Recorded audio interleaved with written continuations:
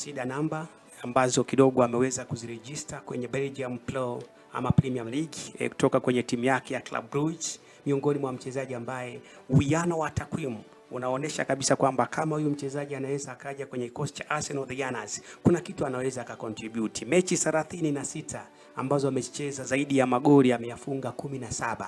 Ni miongoni mwa mchezaji ambaye anakuonesha kwamba ni mchezaji mzuri sana. Mechi 36, magoli 17, assist 23. Ukijaribu kutazama hapo ni zaidi ya magoli ambayo ameyakusanya ama ameyacontribute kwenye timu ya Club Brugge ni magoli 40.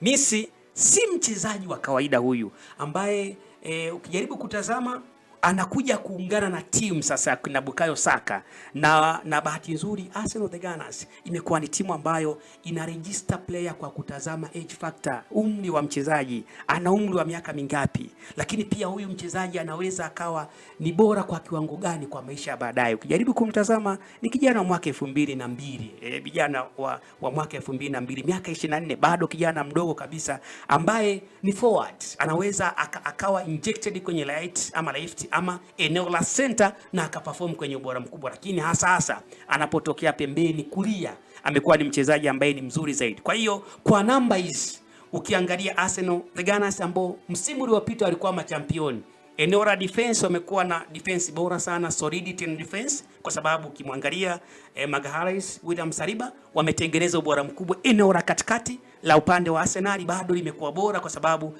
lina watu wawili bora sana, Declan Rice, kila mtu anajua kazi yake, lakini yuko Martin Zubimendi pia miongoni mwa wachezaji ambao ni bora sana kwenye eneo hilo. Sasa unatazama key players hasa wa kuamua matokeo kwenye mechi ngumu, lazima uwe na wachezaji ambao the most talented. Mchezaji ambaye anahusika kwenye namba ya magoli 40 kwenye mechi 36 akifunga magoli 17.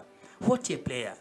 Yani ni mchezaji ambaye hata ungeulizwa ama ningeulizwa mimi na aina yake ya uchezaji, tunazungumzia style of playing, namna ya kucheza, unaona kabisa kwamba style yake ya kucheza ina attributes za kiarsenali. Yani anacheza pasi moja anaachia, anacheza pasi moja anaachia. Maana yake Arsenal wanampata mtu miongoni mwa sajili bora sana ambazo leo nawapigia chapuo Arsenal. Ni kumpata huyu bwana mdogo.